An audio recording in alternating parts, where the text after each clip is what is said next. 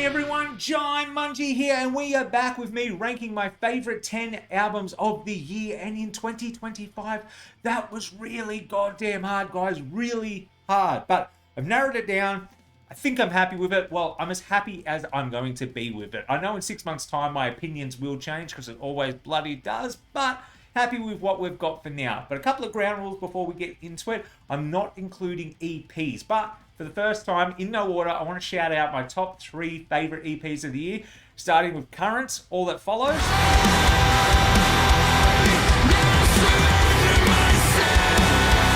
Trivium, Struck Dead.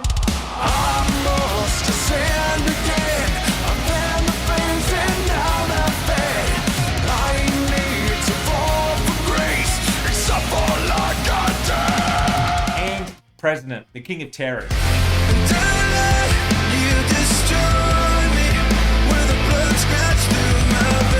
These were incredible. I enjoyed all these EPs for what they were. I cannot wait to see what these bands do with new albums, especially Trivium.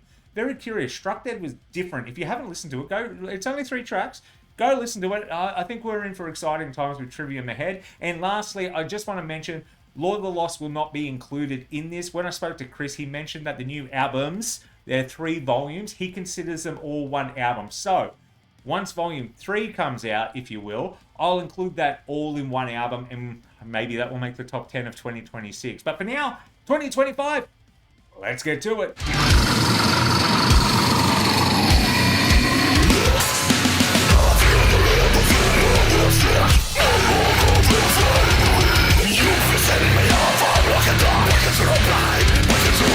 Starting in at number 10, Slaughter to Prevail, Grizzly.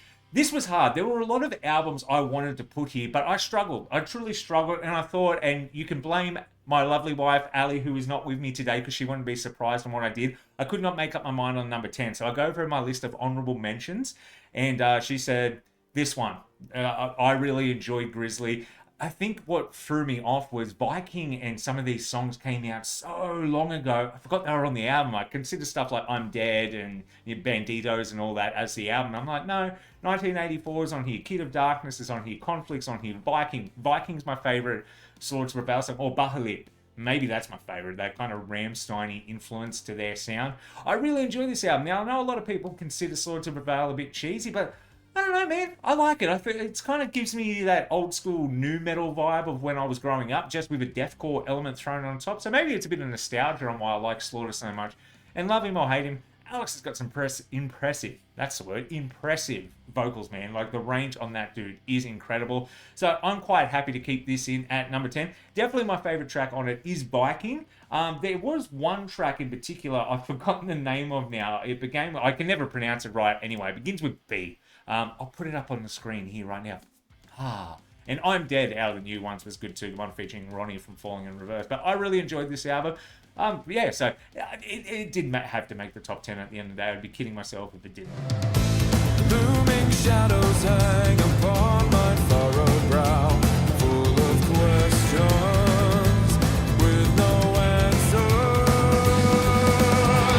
How did it come to this? Awakening tragedy, where birth is merely the beginning of the end. Alright, coming in at number 9, Australia's own Valhalore. If you have not checked this band out, you are not doing yourself any favours. Once you're done with this video, I want you to go check out some of the songs that were on this one. In particular, The Storm. I just played it then. If you've never heard this song in its entirety before, go check it out. It is the heaviest song on the album though, so if it's a bit too heavy for you, step back. Go listen to something else. Wayfinder, maybe that was the one for you. Go listen to this album though. The musicianship is incredible. It's melodic death metal with a folk element to it, and they're Aussie. Like, you'd expect this from a European band, but they're just, I don't know, they're just so great at what they do, and I love going and seeing the guys live. They're incredible, and girl, they're incredible. And they're over touring Europe right now. Very proud of them, and like I said, that's kind of their wheelhouse. That's their audience. So I'm hoping all the success, and they can keep going back there. But yeah, this album was always going to make top 10. When it came out at the beginning of the year, I was certain it was going to be a top 5, but so many releases kept coming after coming. I shouldn't say that. Ooh. I don't know, if this video wasn't demonetized from all the music clips, it definitely is now. Yeah. But I love this album. Start to finish, I still put it on to this day. The Storm was one of my favorite tracks of the year. Spoiler alert. That video will be out in 2 weeks. My top 25 songs of 2025. I haven't put it in order yet. That's going to be a nightmare. That's going to be worse than this. But anyway, this album is a dark horse. This could easily, in 6 months' time, maybe swap and be number one for me when I look back at 2025. But Valhalore, go check him out. I recommend The Storm, Edge of Forever, and The World Between. I believe that's how that song's called. The World. It says The World in it. I'm bad because I just put on albums. I don't look at the songs all the time. But this album, fantastic. Go check it out. You will not be disappointed.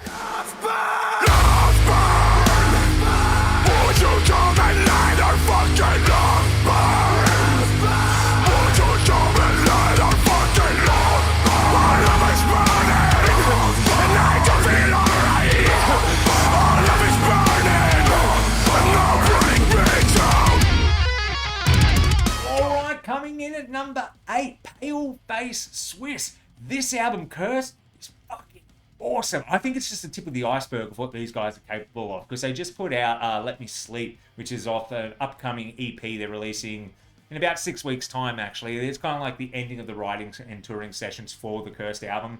But it is incredible. It is incredible. Now, I am cheating a little bit. When I talk about Cursed, I'm talking about the complete edition. So the one with all the bonus tracks on it, essentially the EP that was put out before the album.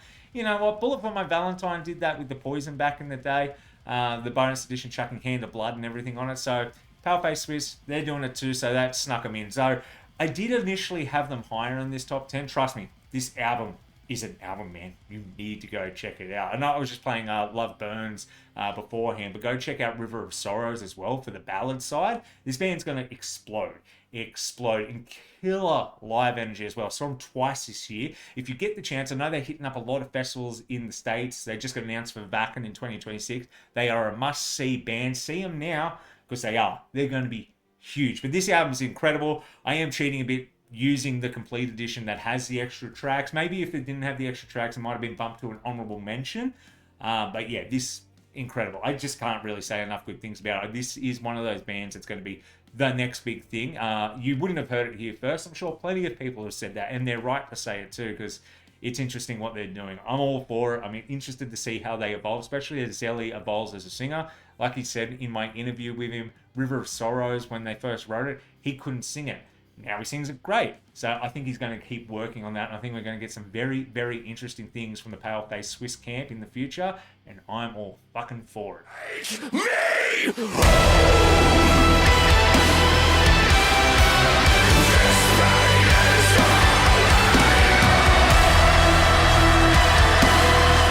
Coming in at number 7, you guys might be a little surprised by this. Not as surprised as I am. Lorna Shore, I Feel the Ever Black Festering Within Me.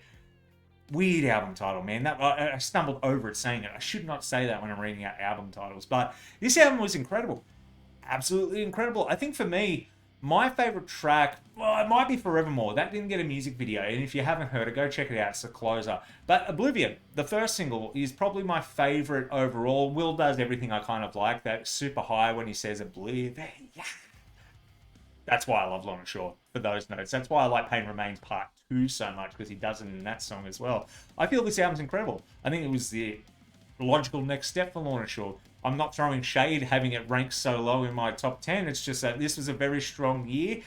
But they didn't do anything on this one that they didn't do on Pain Remains. There were some different things to it, which is good. And the sound felt evolved. They didn't remake Pain Remains.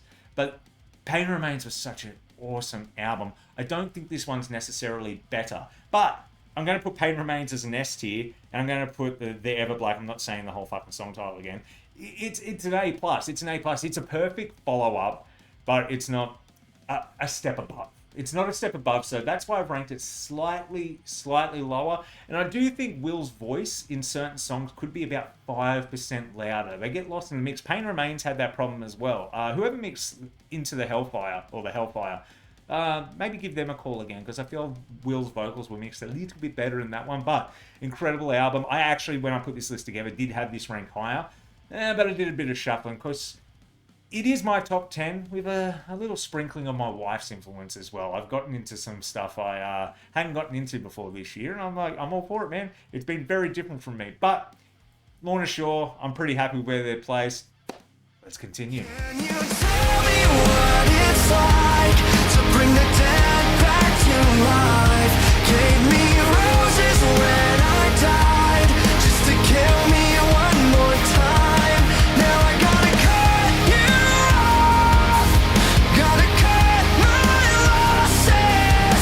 Came all this way, got out of my grave again, just to crawl back to my coffin. Alright, coming in at number 6, Dayseeker, A Creature in the Black Night. This was a band I actually hadn't heard of before 2025. I think I've saw the name around, but I never heard any song. Nothing. Now I'm a massive fan. I've gone back and listened to the old stuff. I love the new album. I'm going to see them live this weekend coming up, actually. They're down in Australia for good things. I'm going to see the Sydney show and the Brisbane show, so maybe get to see him twice. Let's see how we go. Very curious because he's got incredible vocal range, but we'll move past that. This album was really special to me. It was different to everything else I was listening to this year. It made me feel. It was heavy when it needed to be heavy. It was made you cry when it wanted to make you cry, which was quite a lot. It was just something truly special. And I had a lot of fun with it too. Shapeshift is one of the biggest bops to come out this year. Crawl Back in My Coffin. What an emotionally impactful song about a guy who's kind of finally, stepped out of his coffin, gone into the dating world again, trusted someone, only for them to betray the trust, and he's crawling back into his coffin. So, it makes you feel. It's that sad boy music, and sometimes you just want to be sad when you're listening to stuff. But Dayseeker, they're one of the best to do it. Like, incredible vocals, riffage, everything on the album. I'm very curious to see how they'll go continuing, considering Gino now has left the band. But I have faith they're going to be, just as good as ever. But I had to give it top 6. For this one. This one, it was hard battling. Lorna Shore and Dayseeker were going back and forth, which is weird because they're completely different from one another. But at the end of the day, Dayseeker, A Creature in Black Night. If you've never heard it before, I was just playing Crawl Back in My Coffin. Give it a check out. Give it a go. I'm sure you'll enjoy it. So cover up the way. I give the silence free. Imitation of a perfect soul.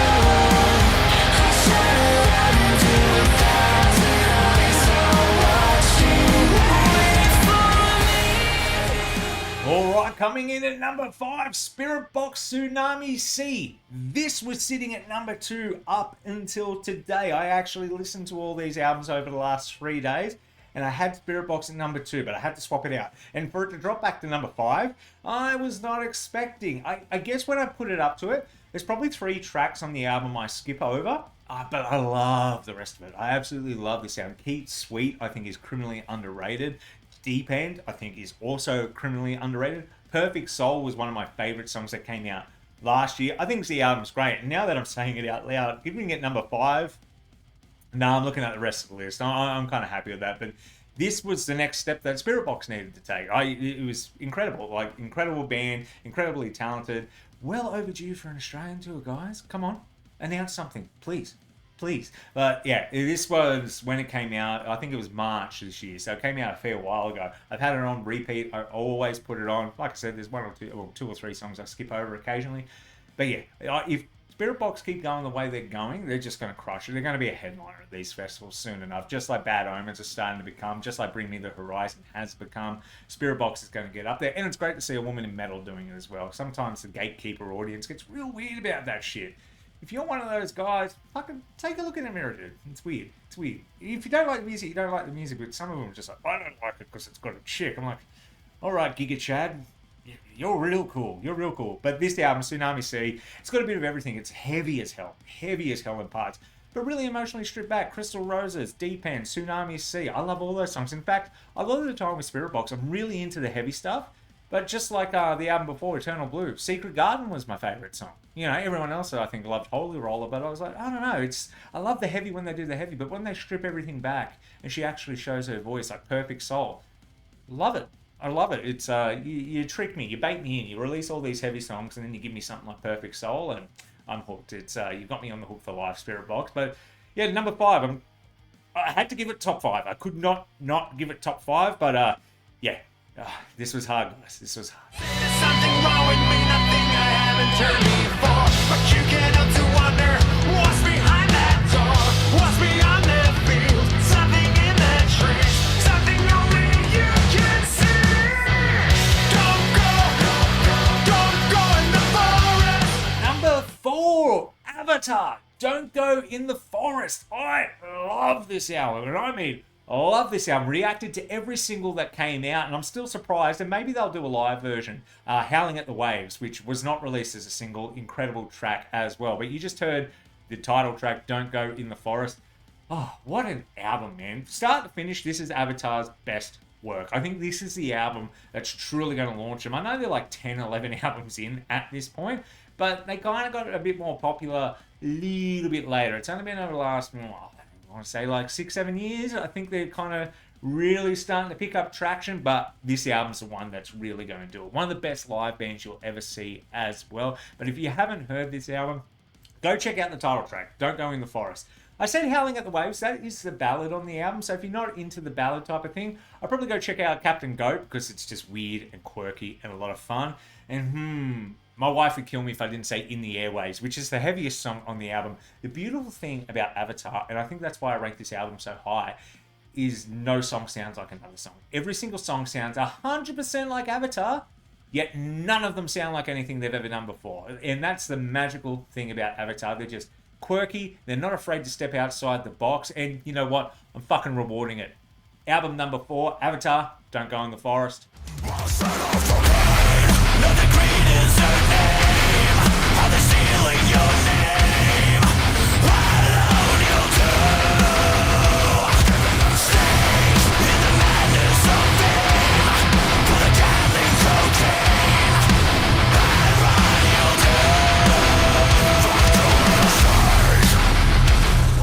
Right, this is where we're getting down to it. Orbit Culture at number 3, Death Above Life. This album is incredible. I recently did my tier list of ranking Orbit Culture albums, and lo and behold, this one was my favorite. I think start to finish, it's the strongest. I know a lot of people like Descent a bit more, but trust me, go spin this album again. If you've already listened to it, you're like, I don't know if I like it as much.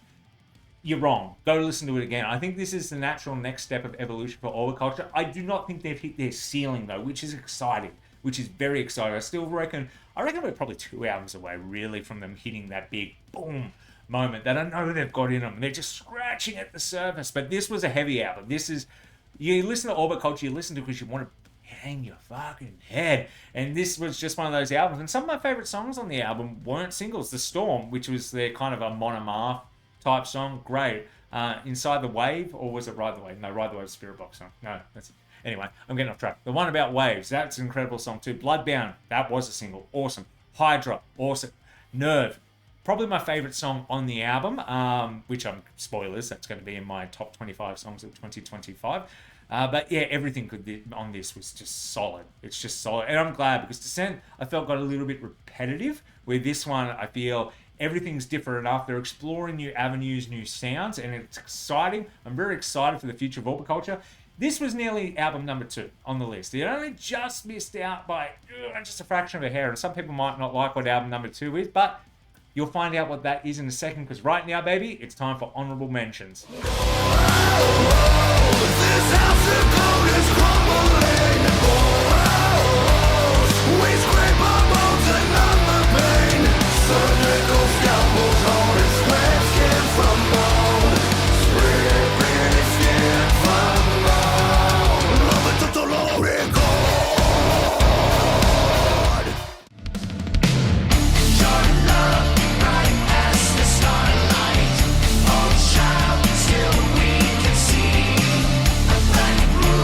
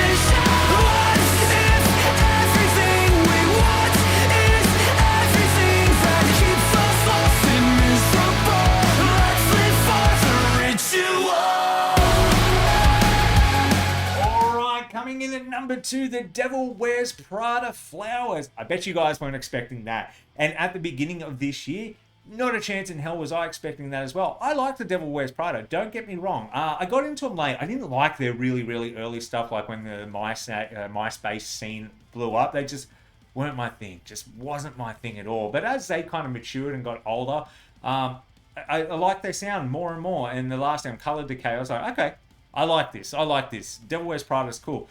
But then Flowers has come out, and this is super controversial, this album. Some people love it, some people fucking hate it. I'm on the love it. I love this album. I think it's brave. It feels like the movie Almost Famous. It feels like Devil Wears Prada, like, let's make a movie soundtrack about a really good summer full of highs and lows, and that's what this album was. You know, you start with The Flowers Never Grow, which I think is a tremendous track, and it ends with My Paradise. And that line, maybe this mediocrity is my paradise, hits me hard every time. But there's some heavy hitters on this one as well. Ritual's a good one if you're an older fan. All Out, though, if you are an older fan, is the closest you're getting. But they did go more into kind of like that metal rock, like Atreyu did on Lead Sails, Paper Anchors, which at the time was kind of met with controversy at the same time. But I think if you go check out Atreyu's Spotify, Becoming the Bull off that album's their number 1 stream song. So it paid off. But I've got to give Devil Wears Prada props for doing something very different, very bold, outside of their norm. And for me, it totally paid off. This is probably the catchiest album on this whole list. The Cure Me is great. The Silence is great. If you just kind of want to have a bit of fun, out in the sun, going for a drive, or even a nighttime drive through a shiny city, a brightly lit city, this is the album for you. This is a feel-good album that's full of highs, but definitely full of crushing lows lyrically, but it's a bop. It's a bop, and this was my boppy album of the year, and yeah, I had to give it number 2. I just had to give it number 2. But coming up, number 1.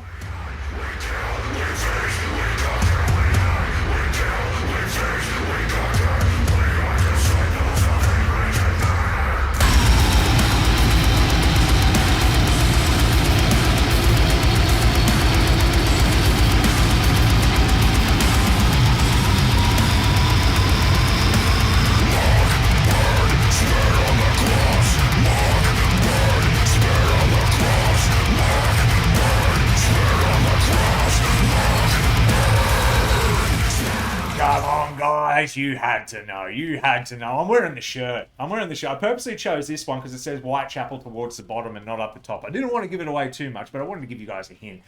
Hymns of Dissonance. Wow, this is my most played album by far this year. It does help that it came out at the beginning of the year, but incredible stuff. I loved The Valley and Kin. In fact, Kin is still my favorite Whitechapel album. I love the clean vocals, everything. So when he came out and he said, no, this album's going back to our roots, yeah, I was pumped, but I was also kind of like, I'm going to miss the clean vocals.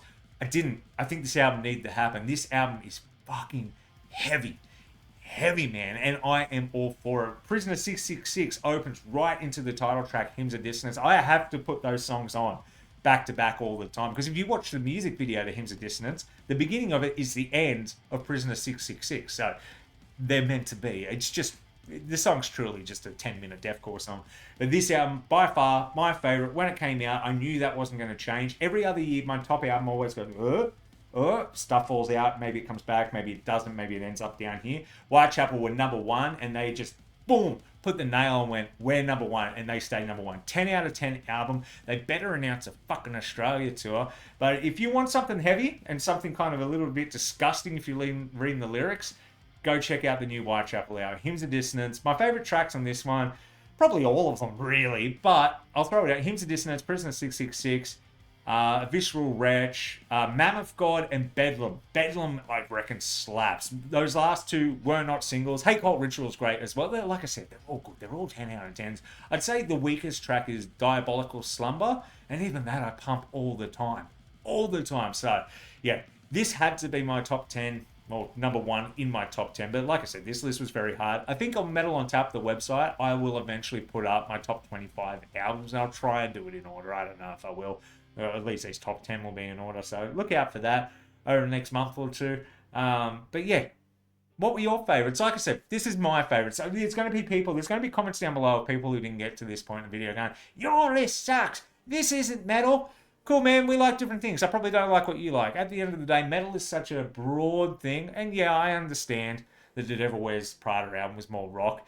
But if I put that on at the pub, they're going to switch it off going, I don't want any of that metal shit in here. So, if I think it's going to get switched off at the pub, then it's metal to me. I really enjoyed that. And yeah, the Sleep Taken album, probably some of you wondering why they only got an honourable mention. I really liked half of it. I really hate that Provider song.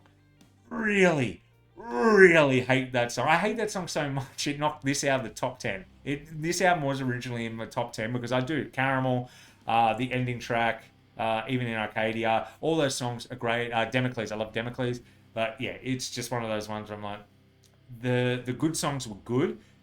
The weaker songs I felt were pretty weak for me. And Take Me Back to Eden was so strong. So strong. I thought this was a good follow-up. I thought it was a different follow-up. But yeah, it just didn't hit it on that same level. But I'm incredibly excited to hear some of these songs live when they eventually tour. But I thought I'd chuck that in at the end there. Same with Ghost. Ghost, I love that album. But it's very weak in the middle. It's really strong to start with, really strong to end. A little bit weak in the middle. So normally Ghost crack my top 10. Not this time. Honourable mention for this one, boys. But not to say it was a bad album. These albums came out last year. Or, only half these albums came out this year. This top 10 would look very different. But that's a fun thing about making these videos. I do it for me, and I just hope you enjoy it at the end of the day as well. It's kind of like a notebook. I go back to the old ones and go, oh, I really liked that album that year. I don't listen to it anymore. Funny. And then I go back, oh, that was an honourable mention? That's now my favourite album of all time. Kitten was an honourable mention for me when it came out. Now it is in my top 2 favourite albums of all time. That and Shogun by Trivium. But I'm ranting on. Thank you for watching till the end. If you enjoyed that, hit that subscribe button. I've got to say that for the YouTube algorithm, but I will be ranking my top 25 songs in order. That's more about me. I'm just going to do my blurb at the start, play the 25 songs. So stick around for that. And until next time, I've been Jaimunji, and y'all have a bloody good one. Subscribe.